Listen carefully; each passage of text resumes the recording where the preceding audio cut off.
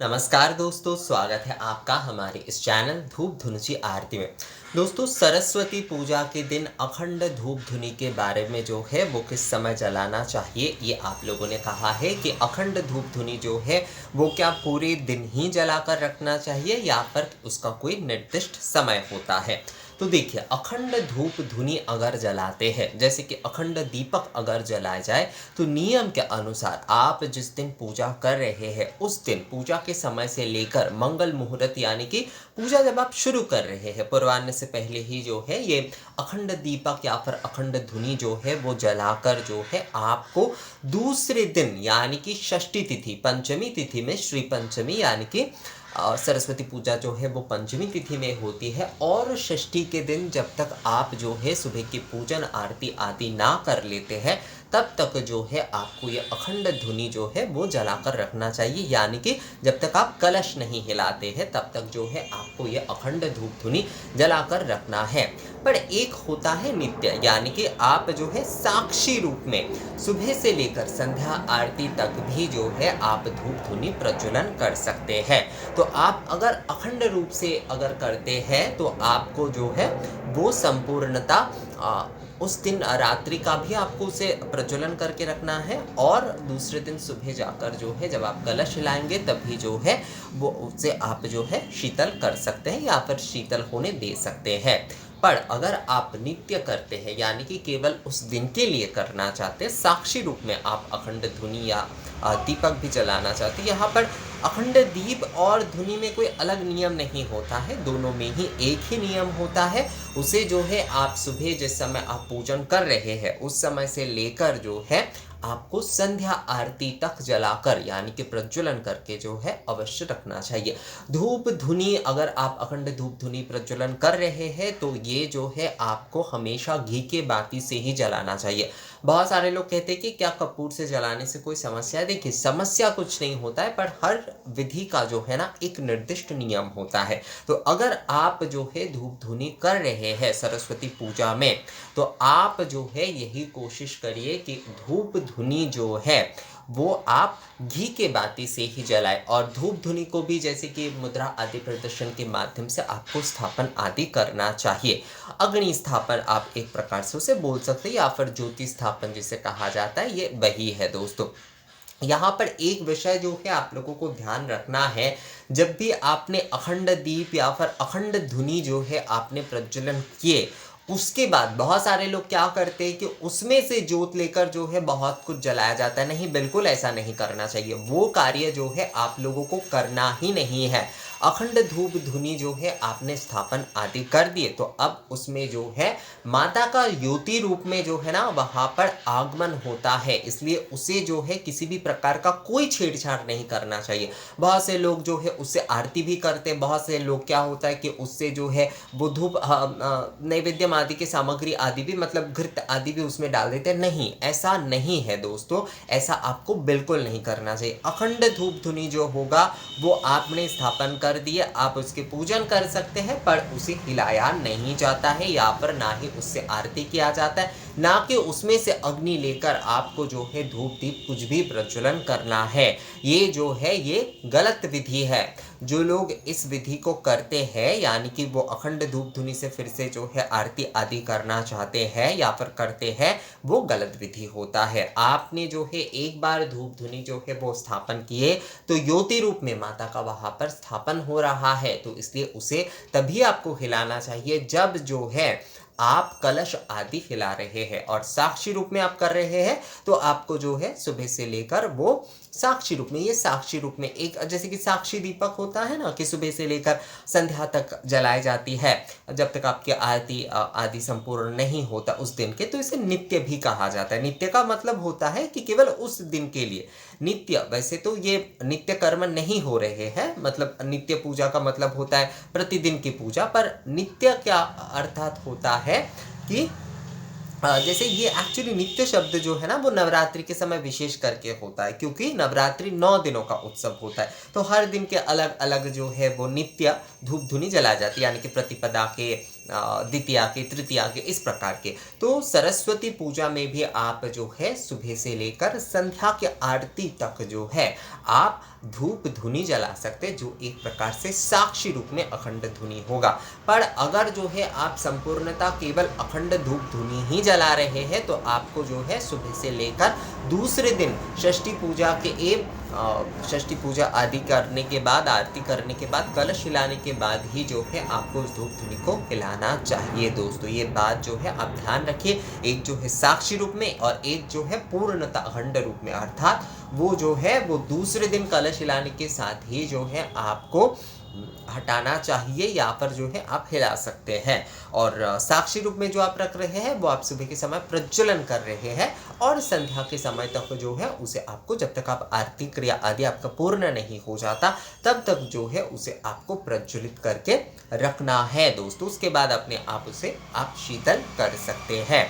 और धूप धुनी आप अगर चाहे तो मिट्टी के धुनुची पात्र में भी जला सकते हैं, बड़े वाले अगर आप जलाना चाहते हैं, और या फिर पीतल के धुनुची पात्र में भी आप जला सकते हैं।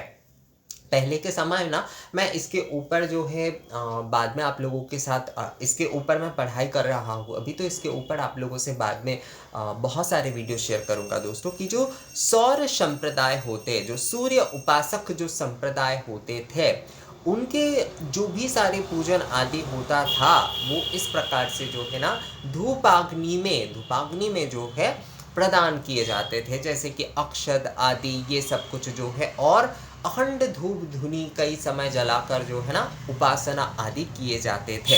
अभी भी माघ महीने में जो है इस प्रकार का कार्य आदि कई जगह पर प्रचलित है, पर अब वो लौकिक रूप से ही ज़्यादातर प्रचलित है। बिहार और झारखंड में जो है इसका परंपरा अभी भी आपको देखने को मिलेगा। छठ पूजन आदि जो है उसी परंपरा का एक रूप आप बोल सकते हैं। दूसरे संप्रदाय में भी, जैसे कि खासकर शक्ति पूजा में और शैव पूजा में जो है इसका प्रभाव बहुत देखने को मिलता है। शैव पूजा में तो वैसे है ही, शक्ति पूजा मतलब शिव और शक्ति, शिव शक्ति और जो शौर्य संप्रदाय होता है, शौर्य संप्रदाय को ना आदि वैष्णव संप्रदाय कहा जाता है, यानी कि सूर्य नारायण जैसे कि हम कहते हैं, तो आदि वैष्णव संप्रदाय कहा जाता है सूर्य संप्रदाय को, क्योंकि ये जो है रघुनाथ जी के भी कुल थे, मतलब रघुवंशी जो है वो सूर्य के उपासक थे, तो इसलिए भी शायद हो सकता है, कई लोगों का ये मत है। इसके बारे में वैसे कई वितर्क आदि भी है, पर ये जो नियम होता था कि ये धूप धुनी के माध्यम से जो है ना आराधना का या फिर उपासना का एक विषय था, और जो कुछ भी होता था वो इस धूप धुनी धूपाग्नि प्रज्वलन करके जो है ना उसमें दिए जाते थे। तो धूप धुनी आप जो है अगर जलाते हैं तो ये बहुत ही अच्छा होता है। सरस्वती पूजा में ये कहा जाता है कि अखंड ज्ञान जो है ना उसका प्रतीक होता है। माता सरस्वती के हम देखिए, हम कितने भी उपचार आदि से हम पूजन आदि करें, कुछ भी हम करें, अगर हम धूप नहीं जलाते, अगर हम दीप नहीं जलाते हैं तो हमारा पूजा जो है ना वो संपूर्ण नहीं रह जाता है। धूप दीप जलाकर जब तक हम आरती नहीं करते, इसलिए कहते हैं ना कि आपका पूजा में किसी भी प्रकार की कोई कमी आदि रह गई है तो आपको धूप दीप से आरती करना चाहिए, या फिर जो है मतलब आरती कम से कम आपको करना चाहिए, या फिर आप कम से कम आपको कुछ नहीं आता तो आप आरती के माध्यम से ही जो है पूजन आदि कर सकते हैं।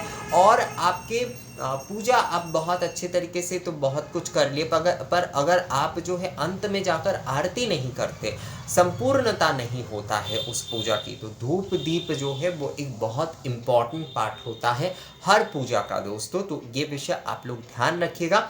और एक जन ने मुझसे पूछा था कि क्या अखंड धूप धुनी और अखंड दीपक जो है दोनों ही एक साथ जलाई जा सकती है या नहीं। हाँ, बिल्कुल जलाई जा सकती है, उसमें किसी भी प्रकार की कोई समस्या नहीं है। अगर आप अखंड दीपक जलाते हैं तो वो भी ठीक है, और उसके साथ साथ अगर आप अखंड धुनी भी प्रज्वलन करते हैं तो वो भी ठीक है दोस्तों, उसमें कोई समस्या नहीं है कि आप दोनों एक साथ नहीं जला सकते। पर हाँ, अगर आप केवल अखंड धूप धुनी जलाना चाहते तो आप जला ही सकते हैं, उसमें जो है ठीक बाती से ही आप जलाइएगा।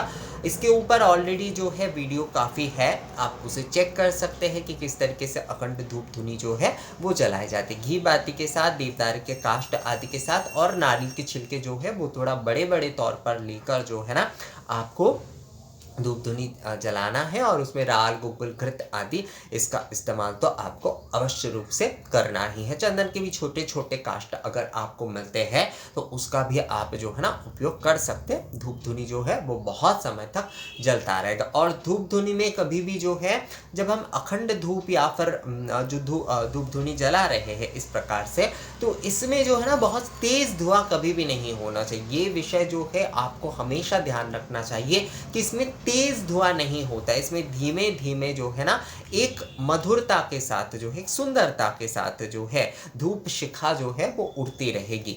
अर्थात जो है उसमें अग्निदेव की उपस्थिति के साथ जो है वो ज्योति प्रज्वलित रहेगा और उसमें से धीमे धीमे से जो है धुआं जो है वो ऊर्ध्वमुखी होगा, यानी कि शिखा जो है वो ऊर्ध्वमुखी होगा। यही जो है अखंड धूप धुनी जलाने का नियम है। बहुत सा तेज धुआं जो है इसके लिए नहीं होता है। तो आप सरस्वती पूजा में अगर अखंड धूप धुनी करना चाहते हैं तो आप अवश्य करिए दोस्तों।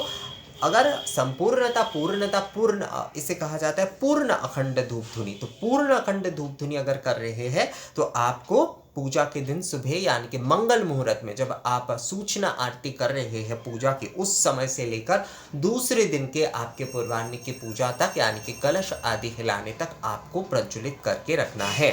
और साक्षी रूप में अगर आप अखंड नित्य धुनी जला रहे हैं तो आप जो है सूचना आरती से लेकर संध्या आरती यानी कि संध्या के समय सायाह्न के समय जो आरती होगी उस समय तक जो है ना आपको प्रज्वलन करके रखना है। और आरती के बाद आप इसे खुद ब खुद शीतल होने दे सकते हैं। और बहुत सारे लोग कहते हैं कि क्या इसे विसर्जन कर देना चाहिए। आप इन्हें जो है ना अखंड धूप धुनी जो है उसके जो भस्म होते उन्हें आप रख सकते हैं और तिलक के तरह भी जो है आप इस्तेमाल कर सकते हैं। घृत के साथ मिलाकर इसे तिलक की तरह इस्तेमाल कर सकते हैं। पर अगर आपको ऐसा मन होता है कि इतने सारे हम कहाँ पर रखेंगे तो थोड़ा सा रख के आप बाकी जो है वो आप विसर्जन के समय जो है विसर्जित कर सकते हैं दोस्तों। पर एक विषय ध्यान रखिएगा कि कभी भी अखंड धूप धुनी से अग्नि लेकर किसी भी और वस्तु का आप प्रज्वलन ना करें, चाहे आरती के दीपक हो। बहुत सारे लोग पता नहीं ये कहाँ से उन्हें लगता है कि वहाँ पर जो है अखंड धूप धुनी से आरती के दीपक आदि प्रज्वलन करने से वो अभी ज़्यादा शुभ होता है। नहीं, बिल्कुल नहीं, बिल्कुल नहीं। आरती के दीपक आरती के धूप आदि जो है वो आप स्वतंत्र रूप से जलाइए। उसमें से उससे किसी भी प्रकार की अग्नि लेकर जो है ना आप ये सब कुछ जलाने की बिल्कुल कोशिश ना करें दोस्तों, वो गलत होता है। क्योंकि माँ जो है उसमें युति रूप में विराज कर रही है। हमारे पूरे विश्व ब्रह्मांड में ना आप अगर श्री श्री चंडी पढ़ते हैं या फिर कोई भी आप देवी भागवत आदि पढ़ते हैं या फिर कोई भी पुराण आदि पढ़ते हैं, तंत्र पढ़ते हैं, तो उसमें आपको मिलेगा कि माँ जो है वो योति रूप में सूक्ष्मता के साथ योति रूप में संपूर्ण सृष्टि में विराजमान है। तभी ये जो इतना अखंड दीपक आदि इन सारी चीज़ों का इतना ज़्यादा महत्व होता है। हवन के बिना आरती के बिना हमारी पूजन संपूर्ण नहीं होता है। कहा जाता है ना कि आप जो है 56 प्रकार की या फिर 100 प्रकार के भोग 101 प्रकार के भोग आप चढ़ा दे, पर आपने जो है धूप आदि नहीं किए, आपने जो है हवन आदि नहीं किए, तो धूप मतलब साधारण व्यक्ति लोग जो है वो तो धूप आदि करेंगे या धूप हवन आदि ही करेंगे या धूप आरती करेंगे। और मतलब विषय ये है कि आप बहुत सारे आयोजन कर रहे हैं पर आपने धूप दीप हवन आदि इन सारी चीज़ों को अगर स्किप कर दिया संपूर्णता, तो इससे जो है आपका पूजन जो है वो कभी भी संपूर्ण नहीं हो सकता, वो अपूर्ण रह जाता है। तो धूप आदि जो है ये बहुत विशेष होता है दोस्तों। तो इसलिए जो है इस बात का आपको ध्यान रखना अवश्य चाहिए। और माँ जो है वो युति रूप में विराज रहे हैं, इसलिए उसे कभी भी मत हिलाइएगा। तो ये वीडियो आप लोगों को कैसा लगा मुझे कमेंट्स करके ज़रूर बताइएगा। अगर ये वीडियो अच्छा लगा है तो इसे लाइक और शेयर भी ज़रूर करिएगा। और आप में से कौन कौन जो है ऑलरेडी मतलब पिछले बार जो लोग धूप धुनी आरती के साथ जुड़े थे आप लोग, उनमें से कौन जो है धूप धुनी आदि अखंड धूप धुनी आदि करते हैं या फिर धूप दीप किस प्रकार से करते हैं सरस्वती पूजा में या करने की सोच रहे हैं, उसके बारे में भी मेल करके या कमेंट्स करके मुझे बता सकते हैं। तो मिलते हैं आपसे अगले वीडियो में, तब तक के लिए नमस्कार।